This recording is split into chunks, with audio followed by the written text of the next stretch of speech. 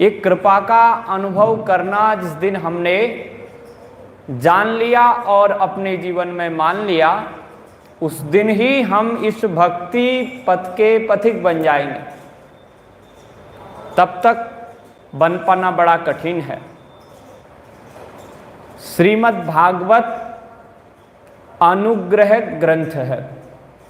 कैसे भक्तों पर भगवान ने अनुग्रह किया, और श्रीमद् भगवत गीता अनुग्रह ग्रंथ है। भगवान की अनुग्रह से अर्जुन को प्राप्त हुआ। अर्जुन तो टेढ़ा चल रहा था। भगवत गीता का प्रथम अध्याय आपने देखा होगा, कितना टेढ़ा चलता है। भगवान की बात मानने को तैयार ही नहीं है। भगवान बतावें तो भगवान को 2 बात की जगह 4 बता देवे। इतना समझदार अर्जुन भगवान की कृपा का जब तक अनुग्रह प्राप्त नहीं कर पाया, तब तक वह विश्व वंद्य न हो पाया। आज अर्जुन हमारा आदर्श क्यों बन गया? क्योंकि उसने भगवान की कृपा का अनुभव किया। एकादश अध्याय में किस प्रकार से भगवान की स्तुति करता हुआ, भगवान को प्रणाम करता हुआ कहता है, भगवान अब मैं समझ गया कि सब आपकी कृपा के द्वारा ही हो रहा है। मैं तो केवल निमित्त मात्र बन के रह गया हूं, करने कराने वाले तो सब आप ही हैं। तो निश्चित रूप से भक्तों को भगवान की कृपा का अनुभव करना चाहिए। श्रीमद् भागवत में हम प्रातःकाल श्रवण कर रहे थे कि किस प्रकार से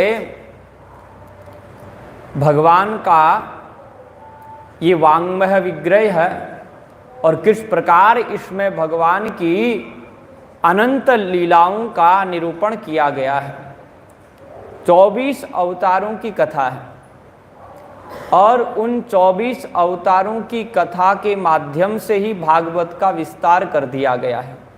और ये भागवत भगवत गीता का बहुत अद्भुत भाष्य है। श्री शंकराचार्य भगवान ने भी भगवत गीता के ऊपर भाष्य लिखा है। श्री रामानुजाचार्य भगवान ने भी भगवत गीता के ऊपर भाष्य लिखा है। अन्य भी आचार्यों ने अद्भुत भाष्य लिखा है, लेकिन उन समस्त भाष्यों का शिरोमणि भाष्य है श्रीमद् भागवत। श्रीमद् भागवत जैसा भगवत गीता का भाष्य कोई नहीं बन पाया, ऐसा महाप्रभु चैतन्य जी ने अपने ग्रंथों में बहुत बार कहा है। तो ये अद्भुत भाष्य है। इसका तो प्रथम श्लोक ही इतना सुंदर है कि उसके बारे में उसी की व्याख्या करें तो व्याख्या करते रह जाएं। अद्भुत श्लोक है। लेकिन मैं आपको अत्यंत संक्षेप में चतुर्थ स्कंद की यात्रा करवाने वाला हूं। 2-3 दिन में हम वहां पहुंच जाएंगे और चतुर्थ स्कंद के बाद आगे की यात्रा चालू रहेगी। और उससे पहले आप कपिल देवहूति संवाद तो पिछले वर्ष सुन ही चुके हैं। तो सुबेरे के सत्र में हमने 24 अवतारों का स्मरण किया। उसके बाद श्री सूत जी ने कहा था कि ये गाथा, ये 24 अवतारों की गाथा, ये भागवती संहिता महर्षि वेदव्यास जी महाराज ने श्री सुखदेव भगवान को सुनाई। इनको आश्चर्य हुआ कि अरे सूत जी, ये सुखदेव तो बड़े परमहंस थे, इन्होंने घर आकर के पिताजी के सामने बैठ कर के ये गाथा कैसे सुना दी? और फिर सुनाई तो ठीक है, और उन सुखदेव ने ये परीक्षित को कैसे सुना दी? हे सूत जी, सूत सूत महाभाग, वदनो वदतांबर, कथां भागवतीं पुण्यां यदाह भगवान शुकम। हे सूत जी, हे महाभाग, सूत जी महान भाग्यवान हैं। और कैसे हैं? वदनो वदतांबरः, समस्त वक्ताओं में श्री सूत जी श्रेष्ठ वक्ता हैं। ये श्रेष्ठ वक्ता कैसे हो गए?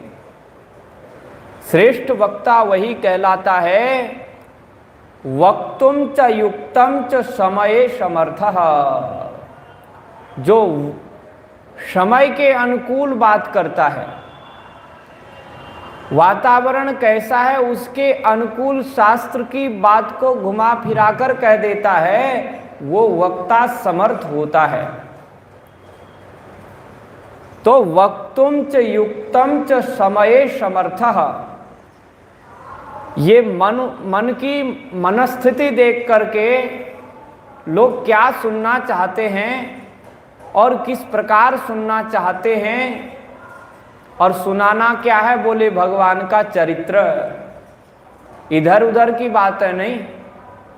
कथा कहने यदि भागवत की बैठे हैं तो फिर भागवत की ही कथा सुनाएंगे, दूसरी कथा नहीं सुनाएंगे। बोलो राधे राधे। भागवत की ही कथा सुनाएंगे। और कैसे सुनाएंगे? बोले समय के अनुसार जैसे सुनना चाहेंगे। अगर बीच में राधे राधा बोलना पड़े तो जरूर बोले, क्योंकि वक्तुम च युक्तम च समये समर्थः, क्योंकि अगर राधे राधे कह के लोग सोए हुए लोग जग जाएं तो जरूर बोलना चाहिए। तो वदनो वदतांबरः, बड़े श्रेष्ठ वक्ता है। भागवत की कथा तो अत्यंत पुण्यमयी है। ये भगवान सुखदेव ने कब सुनी और किस युग में इसकी रचना की गई, और कैसे हैं श्री सुखदेव जी महाराज निर्विकल्पकः, वो निर्विकल्प महात्मा हैं। हमारे तो पता नहीं कितने कितने विकल्प हैं, क्या क्या नहीं चाहते, बैठे बैठे बहुत कुछ चाहते हैं हम। ट्रेन में आ रहे थे तो एक माता जी हमसे बोली, कुछ दया कर दीजिए, कुछ कृपा कर दीजिए, कुछ ऐसा आशीर्वाद दे दीजिए। हमने कहा कैसा आशीर्वाद? उनके पति बगल में बैठे थे, बच्चे बैठे थे, और बच्चे भी बूढ़े बूढ़े, और उनका पतिदेव बोला देखो हमारे बच्चों ने हमारी इतनी सेवा की है कि बूढ़े नहीं होने देते। अभी हम जवान हैं बेटा, देखो ये बूढ़ा होने जा रहा और हम जवान हैं। तो माता जी को उन्होंने आपस में ही समझा दिया कि क्या कमी रह गई है जो कुछ संसार की वस्तु इन महात्मा से मांगती हो। तो वृद्धावस्था आ गई, पोता भी देख लिया, प्रपोता देखने की बारी है, लेकिन फिर भी हम जैसे छोटे बालक से कुछ मांगने की इच्छा बाकी रह गई। हम क्या देख सकते हैं, हम तो माताओं के बालक हैं।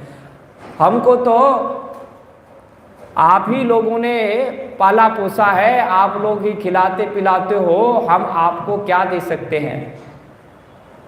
तो ये विचार स्वयं कर लेना चाहिए, निर्विकल्पता कब आएगी। जितना थे आज तक सो लिए, अब तो जागने का समय है, जागो जागो जागो। ये वृद्धावस्था कुछ संसार की वस्तु पाने के लिए नहीं है।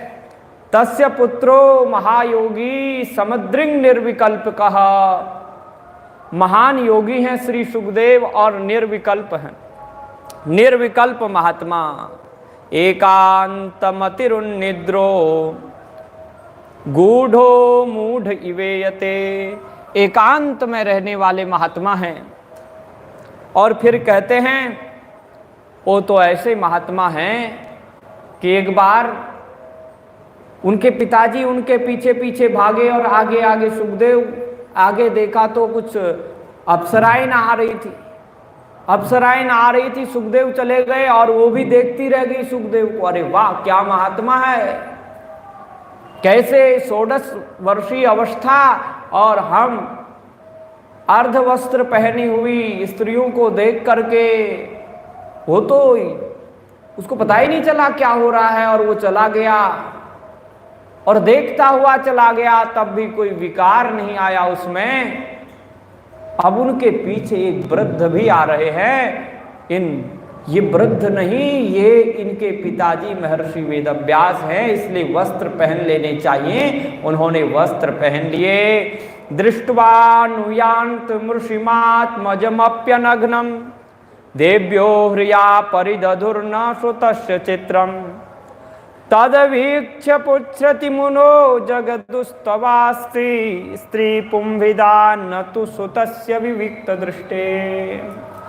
जब महर्षि वेदव्यास जी ने ये सारी कहानी देखी तो गए और उनसे पूछा, है बेटियों, मैं तो वृद्धावस्था को प्राप्त आपके दादा प्रदादा के समान हूं और मेरा बेटा 16 वर्षीय दिखाई देने वाला है।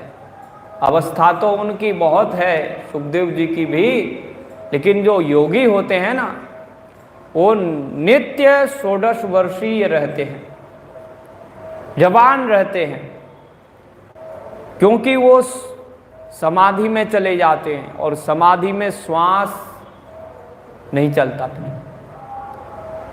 समाधिस्थ रहते हैं। और जब तक श्वास नहीं चलेगा तब तक जैसे थे वैसे ही रहोगे।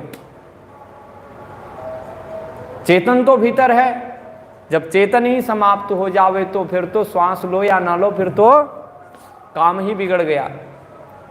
तो ऐसे उन्होंने पूछा और स्त्रियों ने क्या जवाब दिया? बोले, स्त्री पुंविदा न तु सुतस्य विविक्त दृष्टे। आपके जो बालक हैं श्री सुखदेव, वो स्त्री और पुरुष का भेद नहीं जानते, वो तो ऐसे महात्मा हैं। तो ऐसे महात्मा ने जो केवल 5 मिनट से ज़्यादा भिक्षा के गृह में भी, जहाँ भिक्षा लेने जाते हैं वहाँ भी नहीं ठहरते, उन्होंने ये कथा का अध्ययन कैसे किया और फिर परीक्षित को कैसे सुनाया, ये हम सब सुनना चाहते हैं। तो कहते हैं, द्वापर के अंत में जब तृतीय युग व्यतीत होने चला गया, द्वापर समाप्त होने वाला था, कलयुग आने वाला था, कलयुग के लक्षण आ चुके थे, तो पराशर योगी के यहाँ महर्षि वेदव्यास जी का जन्म हुआ। और ये महर्षि वेदव्यास त्रिकालज्ञ महात्मा थे, साक्षात भगवान के ही अवतार हैं। तो त्रिकालज्ञ तो इसीलिए आए ही थे, और तीनों कालों की बातें जानने वाले महात्मा। उन्होंने वेद का विस्तार किया, वेद के जो मंत्र थे उनको संग्रहित किया, उनको लिपिबद्ध किया, और अन्य पुराणों की भी रचना करना प्रारंभ कर दिया। उन्होंने देखा कि कुछ लोग ऐसे हैं जिनको वेद पढ़ने का,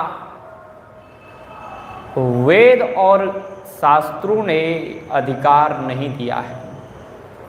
क्यों नहीं दिया है? क्योंकि इन वेदों का अध्ययन करते करते अपनी उम्र बितानी पड़ती है।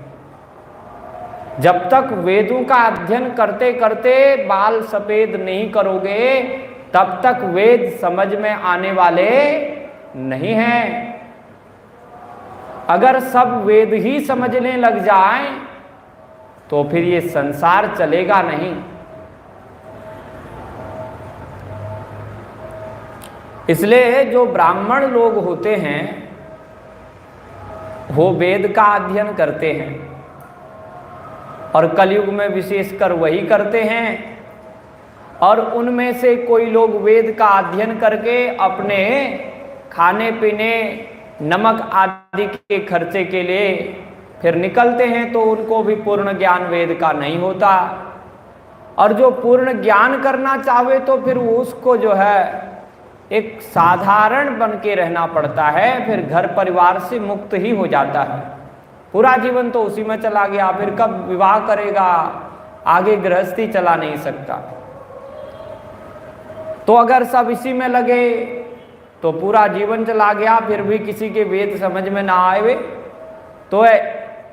और आयु तो बहुत कम है, आयु भी तो बहुत कम है, पहले के युगों में बहुत आयु होती थी। तो इस विचार से वेदव्यास जी ने इतिहास पुराणम च पंचमो वेद उच्यते, पंचम वेद इतिहास पुराण के रूप में बनाया। बोले इस पंचम वेद में से किसी भी पुराण को सुन लो, समझ लो, उससे ही काम बन जाने वाला है, उसी से जीवन, उसी से ज्ञान प्राप्त हो जाएगा। चाहे किसी भी पुराण को पढ़ लो, किसी पुराण को सुन लो, भागवत सुनो, शिव पुराण सुनो, गणेश पुराण सुनो, देवी पुराण सुनो, अन्य भी जो पुराण हैं, तो इन पुराणों को एक को पकड़ लो और एक से ज्ञान प्राप्त हो जाएगा। और आपको महाभारत सुनना है तो अद्भुत ग्रंथ है, महाभारत सुन लीजिए। महाभारत जैसा ग्रंथ, महाभारत जिसके घर में होता है उसके घर में क्या होती है? विजय होती है।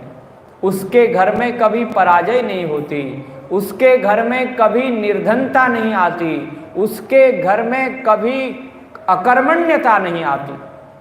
कर्म कैसे करना चाहिए, व्यवहार कैसे करना चाहिए, महाभारत सिखाती है। अगर महाभारत में जो असज्जन लोग हैं उन असज्जन लोगों जैसा व्यवहार किया तो घर में भी एक लड़ाई हो जाएगी, एक महाभारत हो जाएगा। और महाभारत के सज्जनों का चरित्र अपने जीवन में ला लिया तो घर में कभी कलह होने वाला नहीं है। तो वेदे रामायणे चैवं पुराणे भारते तथा आदि मध्ये तथा चान्ते हरिः सर्वत्र गीयते। वेद में, रामायण में, महाभारत में और पुराणों में, उन पुराण, उन महाभारत, वेद, रामायण के आदि में, मध्य में और अंत में भगवान श्री हरि का ही चरित्र समाहित है। इसलिए किसी को भी पढ़ोगे, किसी का भी आश्रय लोगे तो जीवन का कल्याण हो जाने वाला है। तो कहते हैं कि स्त्री शूद्र द्विजाति नाम त्रयी न श्रुति गोचरा, स्त्री और शूद्र द्विज बंधु नाम। जो स्त्री वर्ग है और जो शूद्र वर्ण चतुर्थ वर्ग है और द्विज बंधु नाम क्षत्रिय, वैश्य और ब्राह्मण, जो लोग नित्य निरंतर वेदों का स्वाध्याय कर रहे हैं उनका तो उसी में कल्याण हो जाता है। लेकिन जो अपने इस वैश्य, ब्राह्मण और क्षत्रिय जो घर गृहस्थी में लगे रहते हैं, जिनको वेदों का पूर्ण अध्ययन करने का सुअवसर नहीं मिला, वो इन पुराणों और इतिहास के माध्यम से अपने जीवन का कल्याण कर सकते हैं। इनमें उनकी गति है।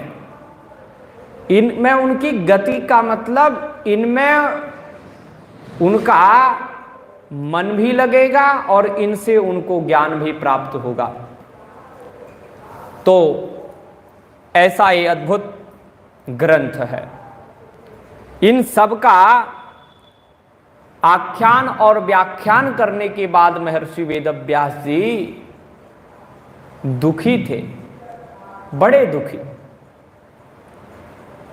अब हरि का चरित्र है फिर भी दुखी है।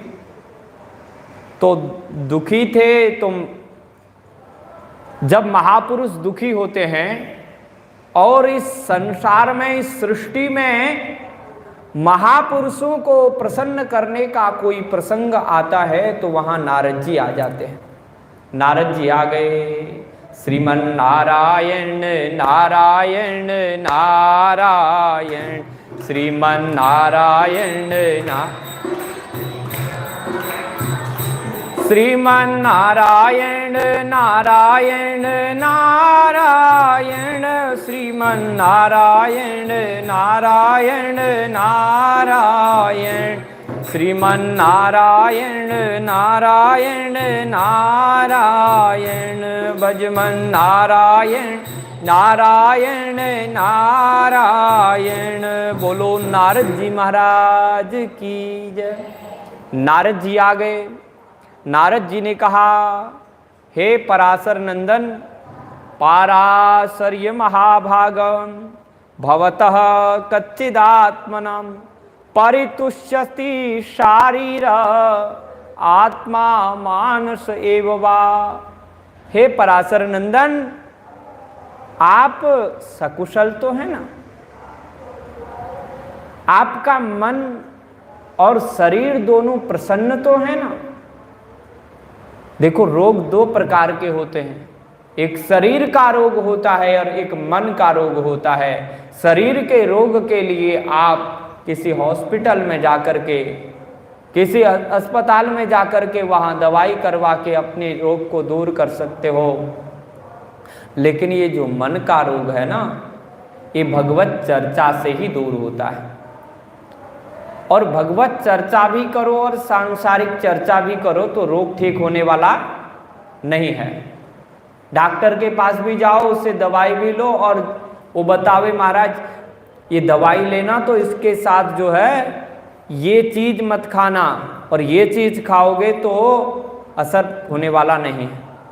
और आप दवाई भी ले रहे हो और जो डॉक्टर ने मना किया उसको भी खा रहे हो, पथ्य को भी खा रहे हो, कुपथ्य को भी खा रहे हो, तो आपका रोग दूर नहीं होगा। तो नारद जी का कहना है कि हे पराशर नंदन महर्षि वेदव्यास जी, आप मन और शरीर से कुशल हैं ना? शरीर से तो स्वस्थ हैं, मानस एव वा, मन से प्रसन्न है या नहीं? मन निरोग है या नहीं? क्योंकि आपका मन तो अब जो है निरोग हो जाना चाहिए था, क्योंकि जिज्ञासितम सुसंपन्नम अपीते महदद्भुतम कृतवान भारतम यस्तम सर्वार्थ परिबृंहितम। क्योंकि आपने जिज्ञासुओं की जिज्ञासा को पूर्ण करने के लिए महाभारत जैसा ग्रंथ लिखा है। ये महाभारत कोई साधारण नहीं है माताओं, इसकी अद्भुत महिमा है। महाभारत में सारे समाधान हैं। आज महाभारत से दूर हटते हुए जब भारत जाएगा तो भारत नहीं रह पाएगा, इंडिया हो जाएगा।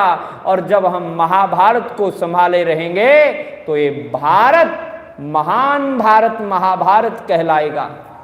इस भारत की महनीय कीर्ति सर्वत्र दिग्दिगंत में फैलती चली जाएगी। ये महाभारत है। महाभारत में कैसा राष्ट्र होना चाहिए और किस प्रकार से राजाओं को होना चाहिए, कैसे भारत का विकास होना चाहिए, कैसे अखंड भारत होगा, इसका स्वप्न देखना हो तो महाभारत से मिलेगा। महाभारत में दोनों बातें हैं, किसका त्याग करना चाहिए, किसको स्वीकार करना चाहिए, क्या स्वीकरणीय है और क्या परित्यज्य है, ये दोनों बातें हैं। तो भारत सर्वार्थ परिबृंहितम, ये महाभारत कहता है, बोले इसमें चारों पुरुषार्थ हैं, चारों पुरुषार्थ। और ये चारों पुरुषार्थ क्या हैं? अर्थशास्त्र, अर्थशास्त्र महाभारत से सीखो, काम शास्त्र महाभारत से सीखो, धर्म शास्त्र महाभारत से सीखो, और मुक्ति पाना है तो मुक्ति शास्त्र भी महाभारत प्रदान करेगा। भगवत गीता जिसको सुनने के लिए कान लालायित रहते हैं, वो भगवत गीता किसकी देन है? महाभारत की। महाभारत ने हमको गीता प्रदान की है, जिस गीता का यशोगान आज भारत में ही नहीं संपूर्ण विश्व में होता है। बोलो राधे राधे। तो इस प्रकार की ये जो है, फिर उसके बाद कहते हैं तब कुछ तो है। तब नारद जी ने ये बात कही तो वेदव्यास जी ने हाथ जोड़ ली, भगवान आप मुझे मेरी गलती बताइए, मेरे से कुछ न कुछ गलती हुई है, इसलिए मैं मन से परेशान हूं, शरीर से स्वस्थ हूं। अस्तेव मे सर्वमिदं त्वयोक्तं तथापि नात्मा परितुष्यते मे, तन्मूलम अव्यक्तम अगाध बोधम पृच्छामहे त्वात्म भवात्म भूतम। मैं आपसे पूछता हूं क्योंकि आप तो सब कुछ जानने वाले हैं। तन्मूलम अव्यक्तम अगाध बोधम, तुम तो अव्यक्त परमात्मा को भी जो अगाध है उसको भी जानने वाले हो, इसलिए मैं आपसे पूछता हूं। और दूसरी बात आपकी ये है, कभी आप वैकुंठ में जाते हैं, कभी शिवलोक में जाते हैं, कभी पृथ्वी में आते हैं, कभी साकेत में जाते हैं, कभी गोलोक में जाते हैं, कभी श्वेत द्वीप में जाते हैं, कभी क्षीर सागर में जाते हैं, और कभी भारत के महान तीर्थों का भ्रमण करते हैं। क्यों? बोले सत्संग के लिए, भगवत चर्चा के लिए, तो आपके पास समाधान जरूर होगा, क्योंकि आपने महापुरुषों का दर्शन किया है। त्वं पर्यटन नरकैवत्र लोकी मंतश्चरो वायुरिवात्म साक्षी, परावरे ब्रह्मणि धर्म तो व्रतई स्नातस्य मे न्यूनमलम विचक्षुआ। आप मेरी न्यूनता बताइए। ये है संत का संतत्व, ये महापुरुषों का महापुरुषत्व, ये है महानता। अपने से बड़े महापुरुष के सामने कहते हैं मेरी गलती बताइए। आजकल किसी की गलती किसी महापुरुष ने बता भी दी तो वो स्वीकार करने को तैयार नहीं है। पिताजी ने कहा बेटा ये गलत रास्ते में चल रहे हो। उन्होंने कहा, बेटे ने कहा अरे पिताजी आप पुराने जमाने की बात करते हो, ये तो मॉडल जमाना है, इसकी बात आपको पता नहीं। पिताजी की बात नहीं मानी। माताजी ने कहा अरे माताजी आप क्या जानती हो, हम कितने पढ़े लिखे हैं, हम जानते हैं बाहर की बात, भीतर की बात आप जानती हो, आप घर की बात जानती हो, बाहर क्या हो रहा हो सब हमको पता है। बालक मानते नहीं हैं। तो ऐसा नहीं होना चाहिए। नारद जी से कहते हैं कि हे नारद जी आप तो सूर्य की भांति, अर्क की भांति त्रिलोकी में और त्रिलोकी के प्राणियों के मन के भीतर भी वायु की भांति सर्वत्र विचरण करते हो, सर्व साक्षी हो। इसलिए और पर अवर ब्रह्म में, शब्द ब्रह्म में और जो वास्तविक ब्रह्म तत्व है उसमें भी आप परम निष्णात हैं। इसलिए धर्म के व्रत को धारण करने वाले हे नारद जी, मैं तो स्नातक हूँ, आप परीक्षक हैं, आप मुझे मेरी गलती बताइए। नारद जी ने कहा महाराज आपसे कोई गलती नहीं हो सकती। जो गलती को स्वीकार कर लेता है उससे गलती नहीं होने वाली। जो गलती को स्वीकार नहीं करते उनसे पग पग पर गलती होती है। इसलिए पथिक जी महाराज ने तो बड़ी अद्भुत बात कही कि ये गलती स्वीकार करना ये बड़ा कठिन है, ये बड़ा मुश्किल है, और अभिमान को दूर करना भी बड़ा मुश्किल है। तो निश्चित रूप से आपने कोई गलती नहीं की है। हाँ देखिए, आपने चरित्र तो भगवान का किया, हरि सर्वत्र गीयते, श्री हरि की ही चर्चा है सर्वत्र, लेकिन भगवान के चरित्र के साथ साथ आपने संसार की भी चर्चा कर दी। इसलिए संसार की चर्चा करने से आपका मन क्या हो गया है? आपका मन कलुषित हो गया है। जैसे डॉक्टर ने बताया कि ये दवाई लेना और इसके साथ ये कुपथ्य मत खाना, और आपने दवाई भी ले ली, कुपथ्य भी खा लिया। ऐसा ही महर्षि वेदव्यास जी ने समाज को सुधारने के लिए, समाज को सुधारने की दृष्टि से ये काम किया। ये तो समाज सुधार की बात है, आपने ठीक किया, इससे समाज सुधरेगा। क्या करना चाहिए क्या नहीं करना चाहिए महाभारत से सीखेगा। लेकिन जो केवल मुक्ति पाना चाहते हैं वो क्या करेंगे? जो केवल भगवत परायण हो गए हैं, ये समझो कि वृद्धावस्था में आ गए हैं, अब कुछ कर नहीं सकते।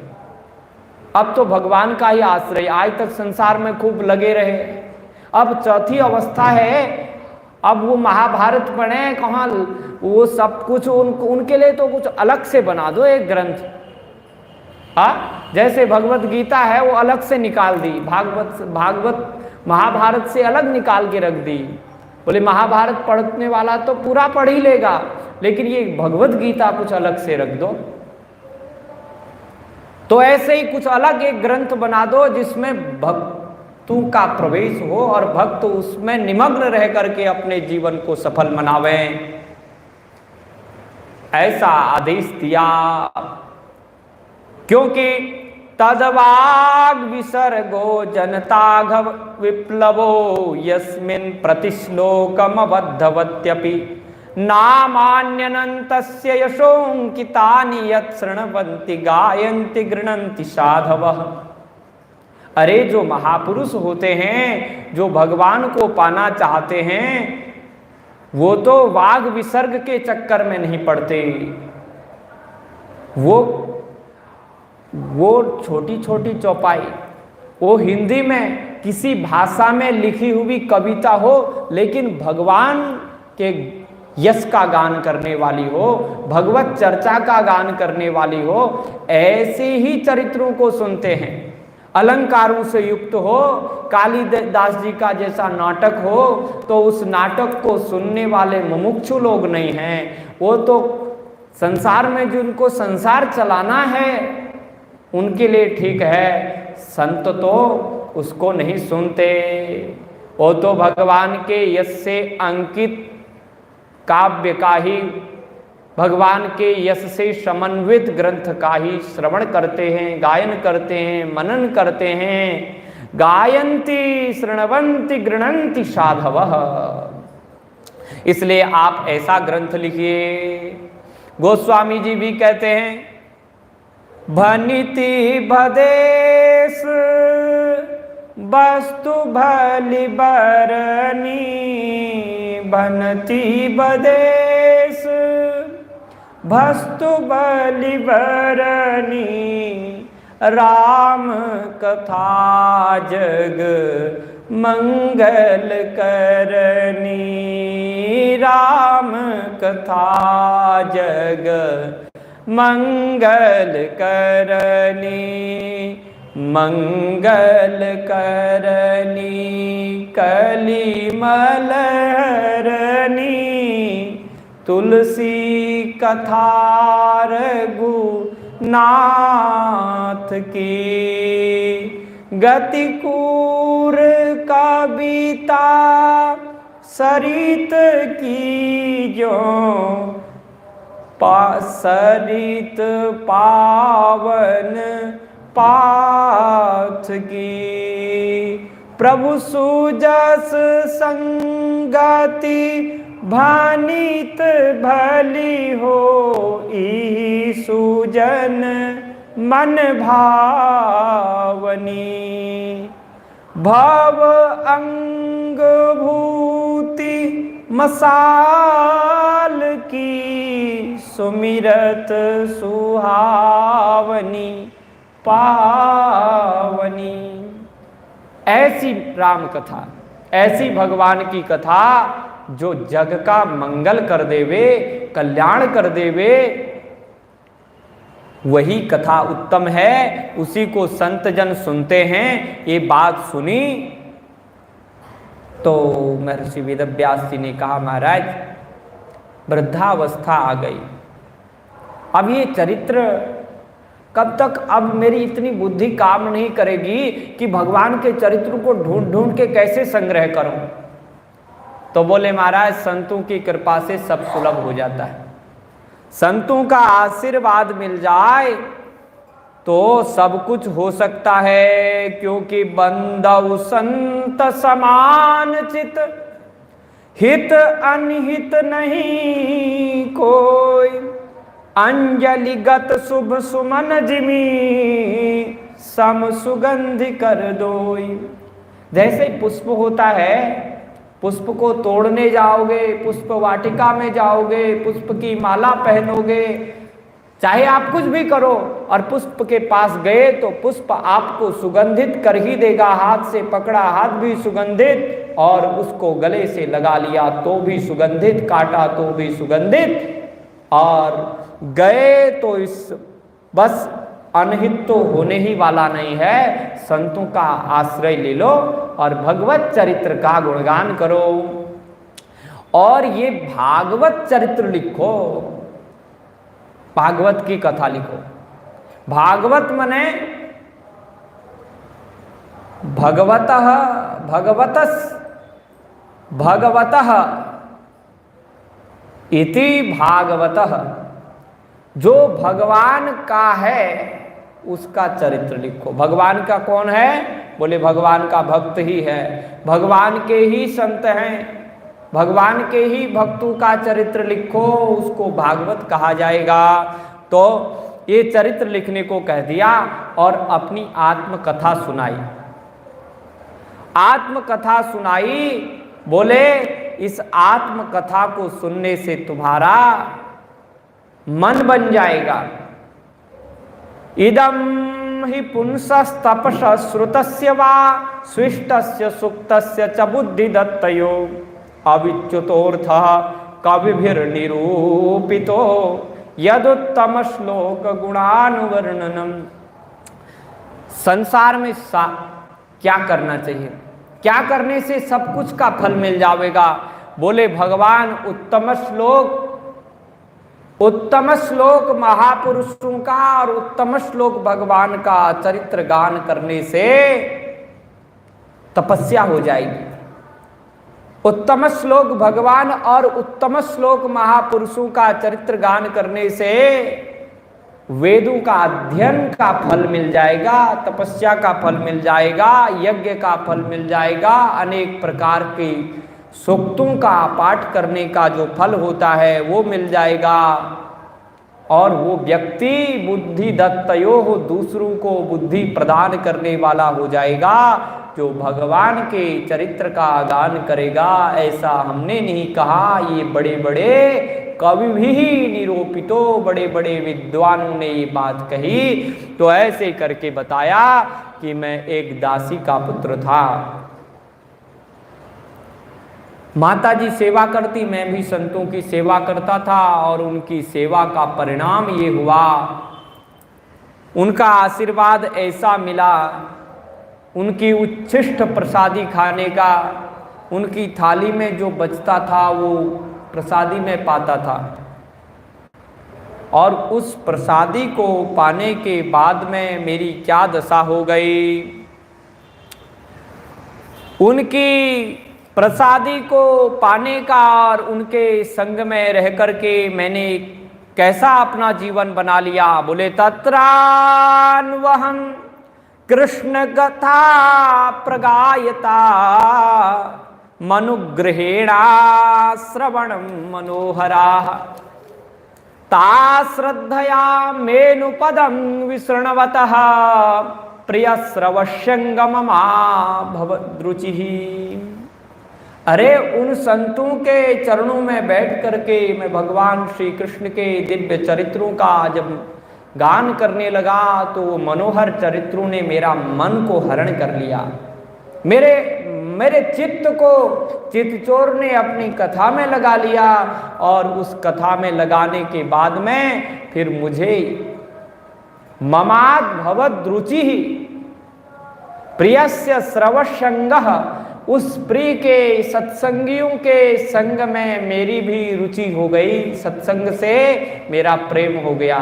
इस सत्संग से प्रेम होना हर किसी की बात नहीं है, ये हर किसी को नहीं मिलता माताओं। इस सत्संग में रुचि हो जाना ये हर किसी के बस की बात नहीं है। जब भगवान कृपा करते हैं, यही सर आवत अति कठिनाई, यही सर आवत अति कठिनाई, राम कृपा बिनु आई न जाई। न जाई तो मैंने नहीं कहा, ये आपने पहले बोल दिया था, इसलिए यहाँ राम जी की कृपा से कोई आता नहीं है। जब राम जी की कृपा होगी तो तभी सत्संग में आया जाएगा। ऐसा दिव्य चरित्र और ये आशीर्वाद, ये कथा सुनाई, बोले ये बड़ी गुह्यतम कथा है। उन ऋषियों ने मुझे मंत्र भी दिया और उस मंत्र के प्रभाव से मुझे ज्ञान होने लग गया। जा रहे थे तो कथा का विस्तार, मुझे चतुर्थ स्कंध की यात्रा भी तो करनी है ना। पूरी कथा आपको यहीं सुना देंगे तो यहीं रह जाएंगे, इसलिए थोड़ी सी बूटी बूटी आपको पिला देते हैं दवाई, फिर कहते हैं कि हमारी माता जी थी। कोई न कोई तो होता है जो संसार में लगाने का प्रयास करता है और कोई कोई ऐसा भी होता है जो संसार से छुड़ा करके भगवान से मिलाने का काम करता है। तो माता जी थी, उन्होंने देखा कि ये बाबा बनने वाला है। पड़ोसिन से बोली, देखो एक बालक है, बड़ा सुशील है, सत्संगी भी है, लेकिन इसकी सत्संग करते करते इतनी रुचि हो गई है कि क्या पता बाबा ना हो जावे, इसलिए इसकी शादी का कोई प्रबंध कर दे। अब नारद जी तो घबरा गए। अब घबराए, भगवान तो भगवान हैं, अपने भक्त का कल्याण कैसे होना है वो सब जानते हैं। माता जी रात्रि में गोदोहन करने के लिए गई, सर्प ने उनको डस दिया और उनकी मृत्यु हो गई। नारद जी बालक थे, थोड़े से रोए भी। माँ से तो बहुत प्रेम था। साधु संत महात्माओं को भी अपनी माता से बहुत प्रेम होता है। अरे किसी से संसार में प्रेम सभी से ही करना चाहिए, किसी से लड़ाई झगड़ा करना नहीं चाहिए। अगर आप लड़ाई झगड़ा करोगे तो रहोगे कहाँ? रहना तो संसार में ही है। इसलिए अपने परिवार वालों से भी उतना ही प्रेम करो जितना संसार से प्रेम करते हो, जितना सबसे प्रेम करते हो। किसी से लड़ाई झगड़ा नहीं। अरे तुमको साधु बनना है तो लड़ाई झगड़ा करके ही थोड़ी बनना पड़ेगा, उनसे भी घर वालों से प्रेम करो, उसमें क्या है। घर वालों से लड़ झगड़ के संसार से प्रेम करोगे तो फायदा नहीं है। भगवान तो कहते हैं सब में संभाव रखो, अपने घर वालों में संभाव नहीं रखोगे। इसलिए घर वालों से भी प्रेम, बाहर वालों से भी प्रेम, लेकिन वो प्रेम किसके नाते होना चाहिए? बोले भगवान के नाते। ये भगवान के बालक हैं, ये भी भगवान के हैं, मैं भी भगवान का हूँ, इसलिए हम सब आपस में भाई बहन हैं, हमको लड़ाई झगड़ा करना नहीं चाहिए। तो ऐसा हुआ। नारद जी ने तो महाराज अनुग्रहम मन्यमानः, अनुग्रह माना और प्रातिष्ठम दिशमुत्तराम, माता जी का श्राद्ध कर्म आदि जो करना था करके उत्तर दिशा की ओर चले गए और एक पीपल के वृक्ष के नीचे बैठे। तस्मिन् निर्मनुजेरण्ये पिप्पलोपस्थ आस्थितः, निर्जन वन में चले गए और वहीं ध्यायतश्चरणाम्भोजा भाव निर्जित चेतसा भगवान का ध्यान, भगवान के चरणों का ध्यान एकाग्र होकर के जैसे करने लगे, उत्कंठा बढ़ती चले गई। ध्यान करते करते भगवान को पाने की इच्छा, भगवान के श्री विग्रह को ध्यान में अपने सामने लाने का प्रयत्न करना चाहिए। और जैसे ही प्रयत्न किया तो उत्कंठा जाग उठी। वो देखने की दिव्य भावना, कथाओं में जैसा भगवान का रूप सुना था, जैसी माधुरी उनकी देखी थी, उस माधुरी को सामने लाते लाते अरे कितने सुंदर होंगे, ऐसा देखते देखते श्री हरि उनके हृदय में आ गए। हृदयासीन में सनैर हरि ही, धीरे धीरे हरि तो आए। हरि आए तो हम लोग ये सोचते हैं कि भगवान हृदय में आ गए तो बाहर भी देखने का प्रयत्न तुरंत कर देते हैं। अरे पहले हृदय में अपने भीतर देखने का प्रयत्न करो, थोड़ी देर कायम होने दो और उसके बाद फिर बाहर को देखो। धीरे धीरे प्रयास करना पड़ता है। एकदम से देखोगे कि अब हम तो जो आज कथा में सुन के गए सबको भगवान का रूप मानो, तो बेटा को भगवान भगवान कहते कहते उसके पांव छूने लग गए तो फिर जो है बेटा दूर भागेगा, पागल हो गई माँ, पागल हो गई, अपने बेटे के पांव छूती है। अरे उसके पांव नहीं छूने, उसको मन से ही नमस्कार करना है पहले। और धीरे धीरे धीरे धीरे धीरे धीरे धीरे धीरे परिवार में ऐसी सद्भावना का आविष्कार करो कि बालक आपके पांव छुए, रोज छुएगा। आपने कभी ऐसे हाथ जोड़ दे तो वो शर्मिंदा होकर के पांव छुएगा, रोज छुएगा। तो ऐसे सद्भावना जो है घर में प्रेम का एक वातावरण बन जाएगा।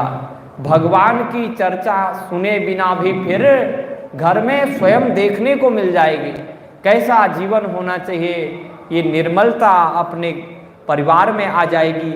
नारद जी तो बड़े बाहर देखने लग गए तुरंत, तो भगवान की वो छटा ही दूर हो गई। अब बाहर देखे तो भीतर भी गायब, और बाहर तो उनको संसार ही देखने लग गया। उनको लगा कि अरे मैं तो बाहर संसार ही है, भगवान नहीं है। तो बड़े परेशान हो गए।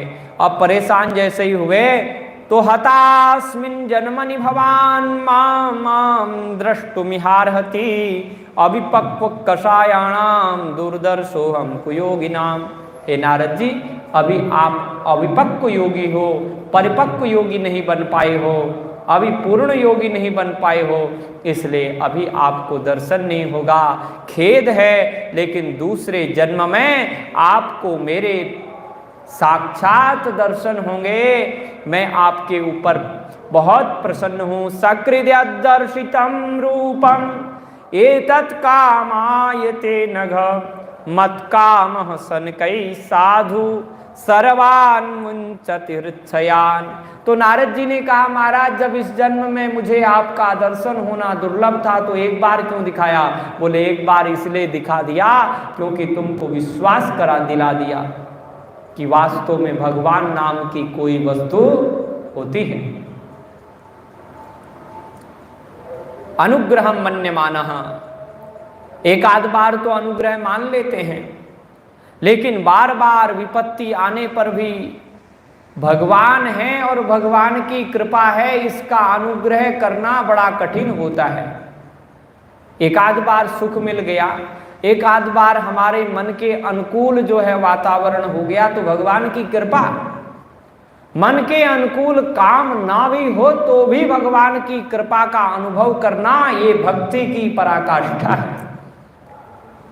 तो नारद जी को कहा, एक बार मैंने इसलिए दर्शन दिखाया कि कोई आके ये बात कह देगा कि भगवान कोई होता नहीं है। अरे भगवान के पीछे क्या पड़े हो, ऐसे लोग भी तो होते हैं। दुनिया है, दुनिया में हर प्रकार के लोग होते हैं, संसार है, संसार का मतलब है जहां दोनों प्रकार के लोग हैं, दो वस्तुएं जहां हों, सत असत जहां हो, सत और असत दोनों जहां दृष्टिगोचर होने को दिखते हों, दुख और सुख जहां हो, राग और द्वेष जहां हो, सर्दी और गर्मी जहां हो, जहां ये द्वंद्व उपस्थित रहते हैं, उसको ही संसार कहा जाता है। कभी सुख कभी दुख, जहां एक अवस्था कभी ना रहे।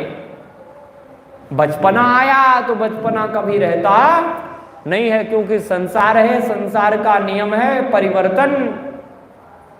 थोड़े थोड़े मूंछ ऊंच आने लगी, युवा अवस्था आ गई, फिर तो उसके बाद क्या हो गए, युवान हो गए।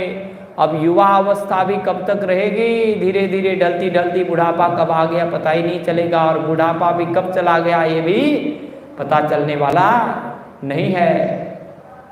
ये बदलना परिवर्तन ही संसार है। तो महाराज नारद जी को कहा कि मत कामः सनकई साधु सर्वान मुच्यत हृच्छयान, अगर मेरी कामनाएं हृदय में आ गई तो समस्त कामनाएं दूर होती चले जाती हैं। फिर तो नारद जी बड़े प्रसन्न हुए, जहां जाते लज्जा छोड़ करके भगवान के नामों का गान करते हैं, नाचते हैं। गुह्यानि भद्राणि कृतानि च स्मरन् नामान्यनन्तस्य हतत्र पठन गायम गाम पर्यटन तुष्टमना गतस्पृहः कालम प्रतीक्षन विमदो विमत्सरः। नारद जी काल की प्रतीक्षा करने लगे, कब ये जीवन समाप्त होगा और कब नया जीवन आएगा। भगवान का स्मरण करते हुए जीवन के दिन गिन रहे हैं।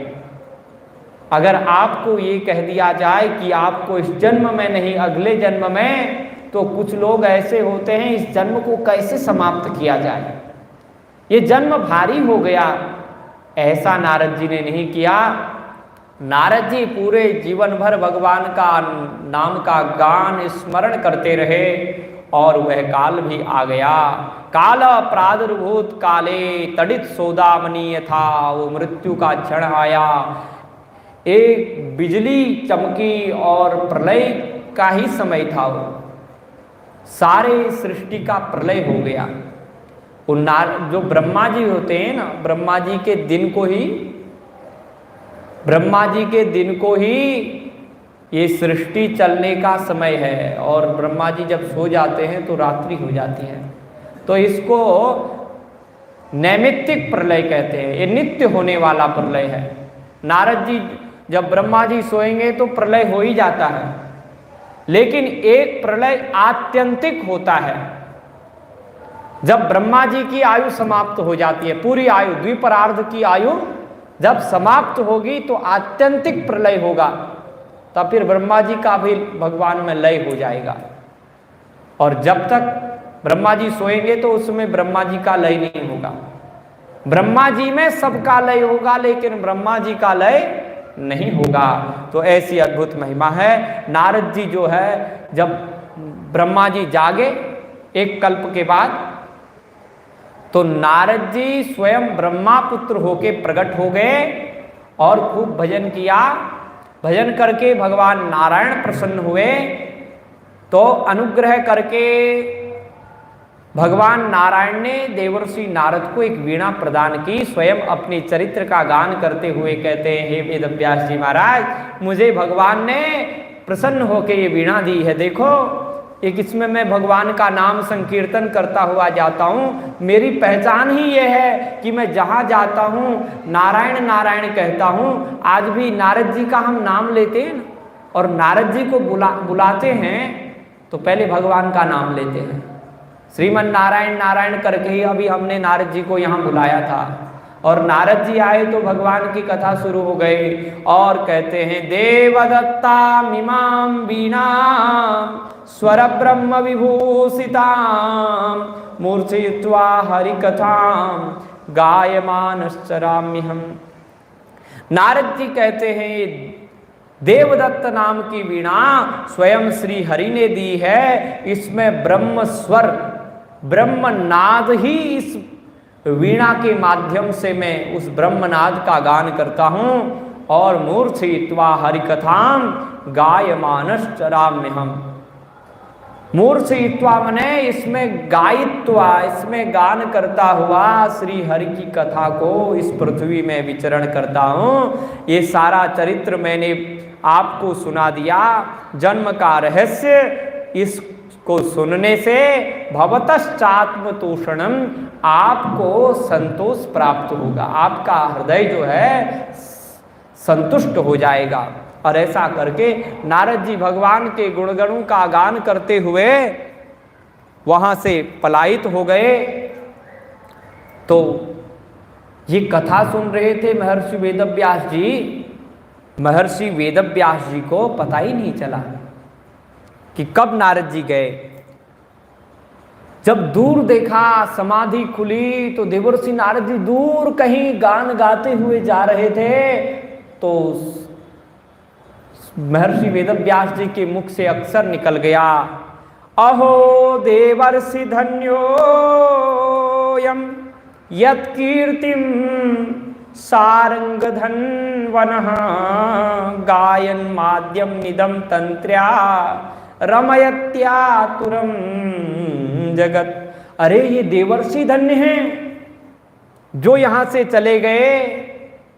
ये देवर्षि नारद सारंग धनवा भगवान की कीर्ति का विस्तार करते हुए अपनी तंत्री को बजाते हुए, तंत्री कहते हैं वीणा, इस तंत्री को बजाते हुए इसके स्वर से विभूषित करके भगवान के चरित्र को, संसार को सुना रहे हैं। ये देवर्षि धन्य हैं। इन महापुरुष के चरित्र को ही हम आज प्रणाम करके अपनी वाणी को विराम देते हैं।